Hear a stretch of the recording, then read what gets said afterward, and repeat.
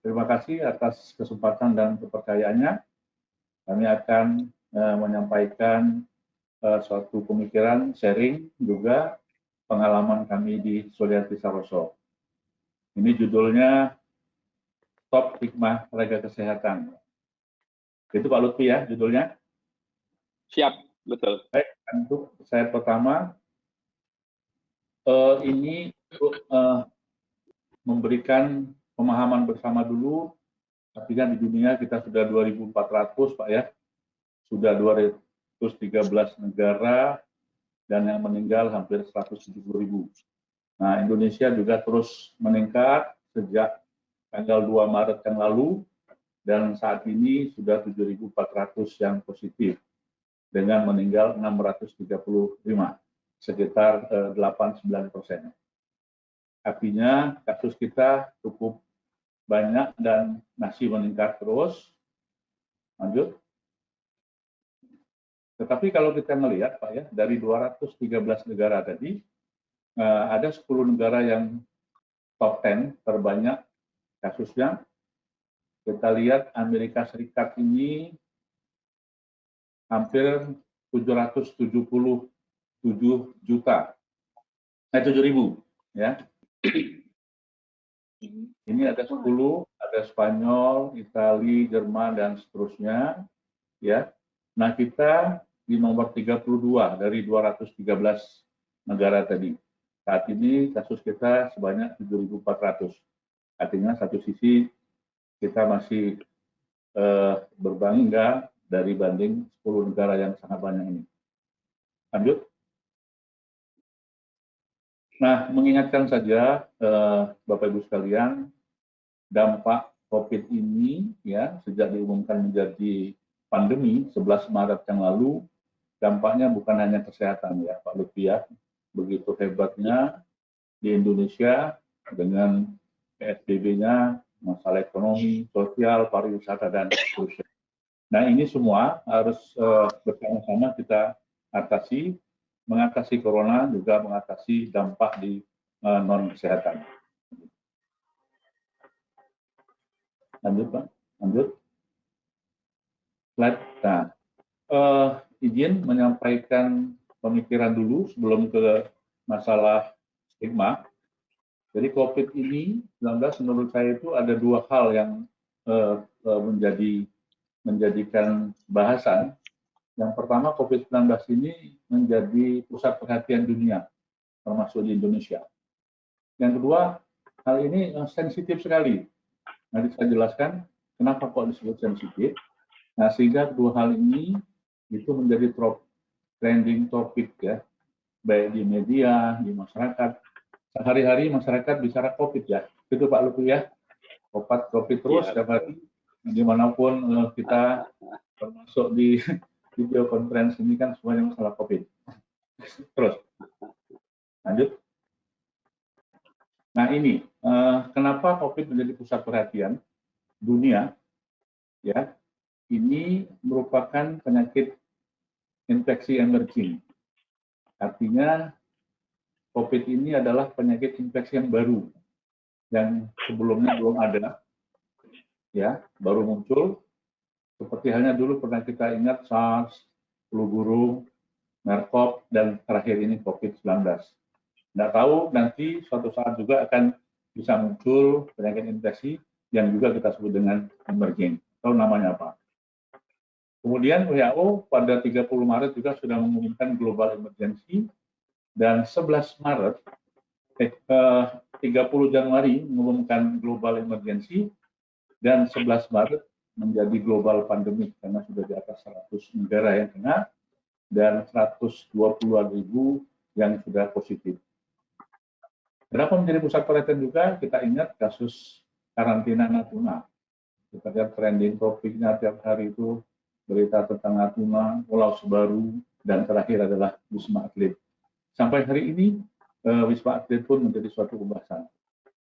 Satu lagi setelah lockdown, SPB, karantina wilayah, ada istilah mandiri, isolasi mandiri, kemudian lagi muncul istilah OTG, ODP, PDP konfirmasi yang sebelumnya kita tidak begitu familiar dengan istilah ini. Saya kira masyarakat sudah familiar dengan OTG, ODP yang sebelumnya kita tidak pernah bicarakan.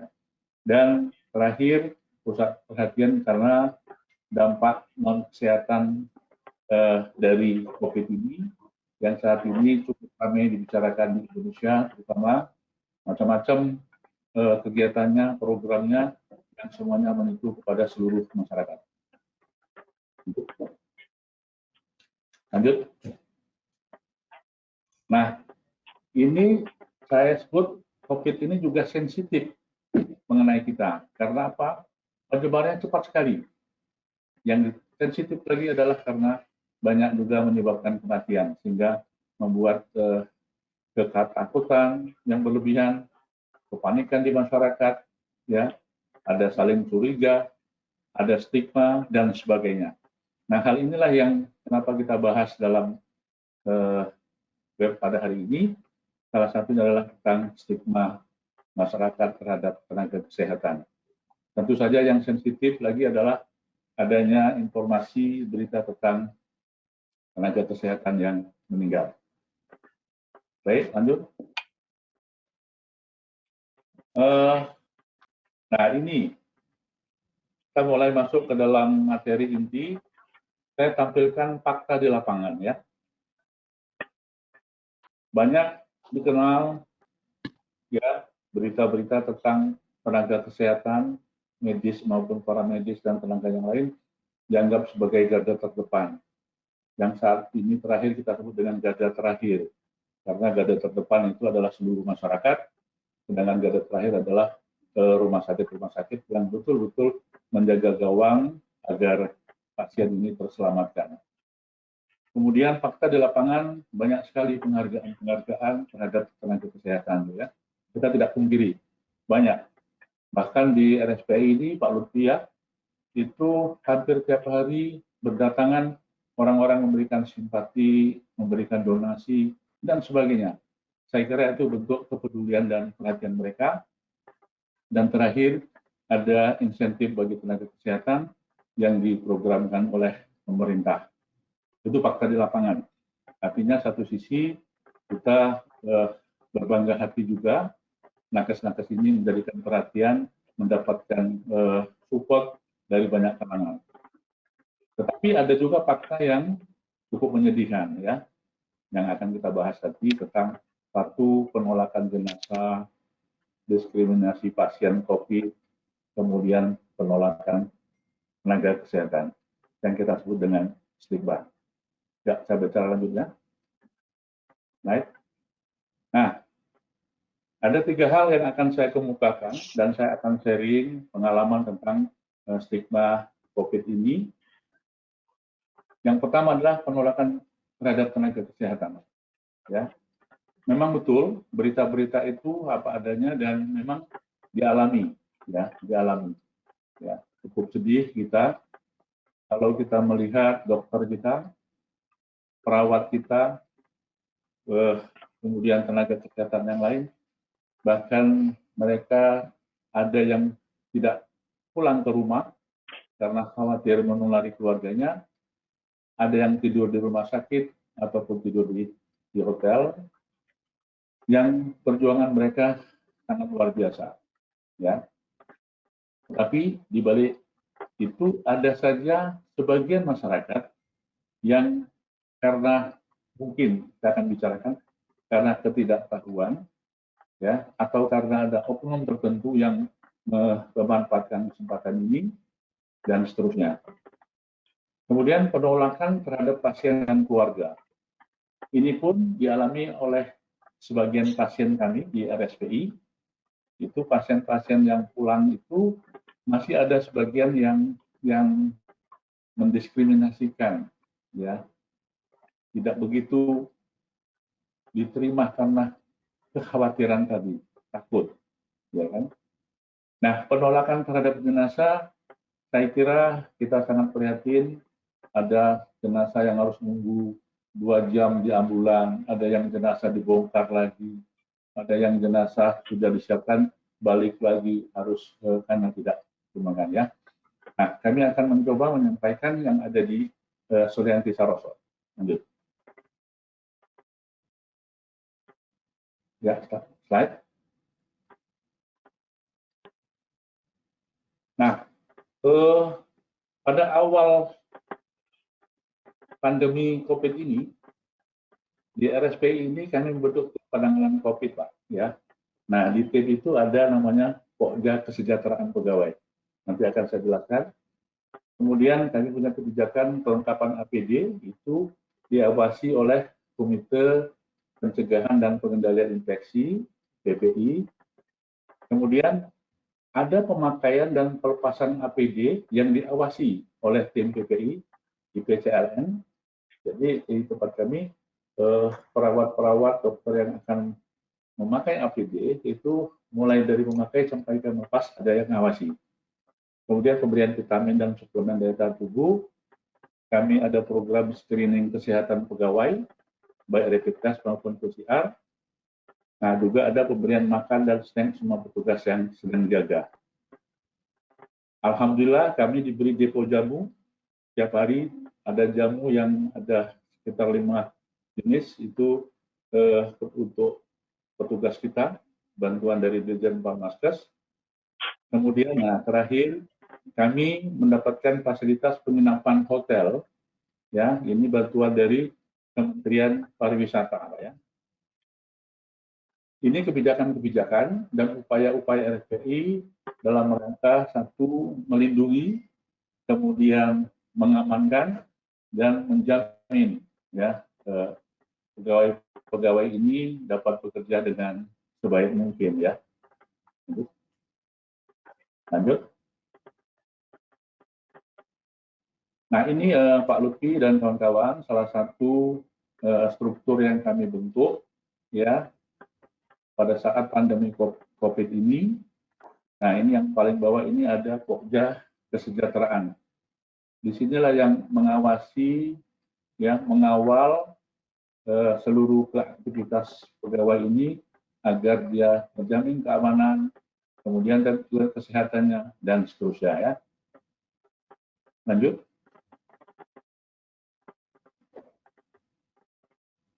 Lanjut. Nah, ini stigma yang ada di RSPI, Pak. Ini kami sampaikan. Yang pertama itu ada perawat, ya.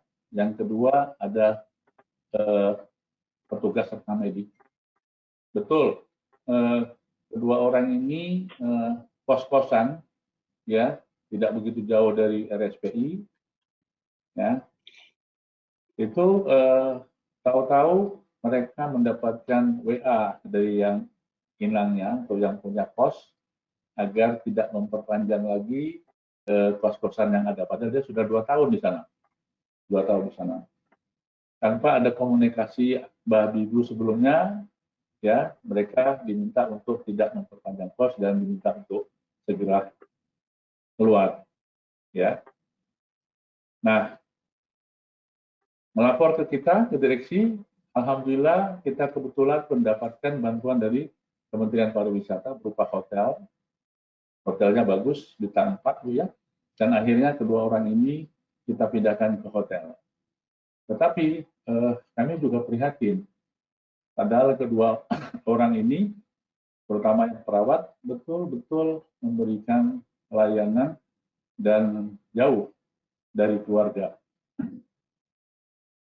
Yang kedua, perawat juga di sini, ya, seorang perawat laki-laki juga mendapatkan penolakan, ya, di lingkungan rumahnya. Kebetulan ini rumah orang tuanya. Itu agar yang bersangkutan tidak begitu berinteraksi atau beraktivitas dengan masyarakat di lingkungannya. Akhirnya yang bersangkutan juga kami pindahkan ke hotel, ya, tapi istri dan anaknya tetap tinggal di sana. Yang terakhir, yang ketiga adalah perawat juga, ya. Ini seorang perempuan, ya. Ini sama, dia didiskriminasikan di tempat tinggalnya. Ini kebetulan bukan kos tapi tempat tinggal orang tuanya. Akhirnya juga yang bersangkutan kami pindahkan ke hotel. Upaya kami adalah melakukan edukasi kepada masyarakat di sana, ya. Dan akhirnya sampai saat ini, alhamdulillah, ternyata masyarakat itu sudah mulai mengerti, ya, banyak diberitakan di mana-mana bahwasanya kita harus menerima ini. Nah, saat ini ketiga perawat dan satu tugas rekam medis ini kami tetap menginap di hotel sampai nanti betul-betul kondisi mereka nyaman, ya. Lanjut. Nah, ini pengalaman kami ada penolakan jenazah di RSPI, Pak Lutfi, ya. Jadi tapi mohon izin, Pak. Ya. Mohon izin waktunya 5 menit lagi boleh, Pak? Ini nggak sampai, Pak, paling 3 menit, ya. Jadi Pak meninggal di RSPI itu jam 17, Pak, sore.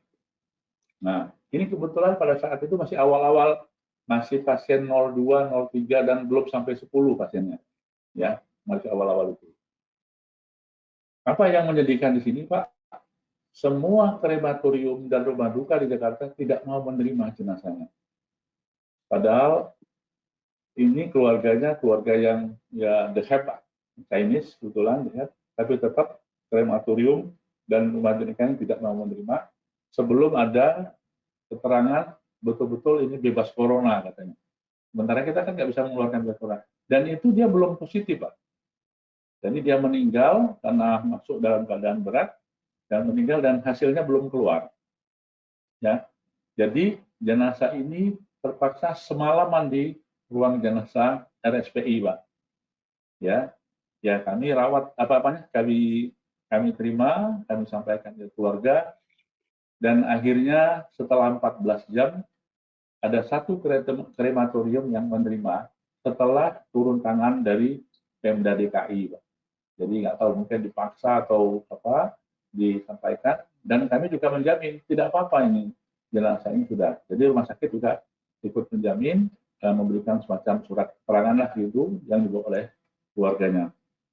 Nah, yang kasihan lagi ada diskriminasi di sekolah saat itu. Cucu-cucunya dari yang meninggal ini, Pak, dikucilkan atau dijauhi oleh teman-temannya, Pak. Dan terakhir juga laporan dari keluarganya, anaknya ini juga diskriminasikan di kantor, Pak. Ya, bahkan dia tidak boleh masuk dulu kantor sebelumnya ada surat keterangan bebas corona dari suatu rumah sakit. Dan ini betul-betul kami alami, Pak. Dan akhirnya kami membantu dan bisa diterima, walaupun tidak mudah, Pak. Ternyata kantor itu mengisyaratkan mereka yang masuk kantor itu harus betul-betul bebas dari corona. Itu saat itu, Pak. Karena saat itu betul-betul masih suasana panik dan sebagainya. Nah, Bapak sekalian, saya kira dengan kondisi ini kita harus lebih kencang lagi, dan saya setuju dengan beberapa pendapat.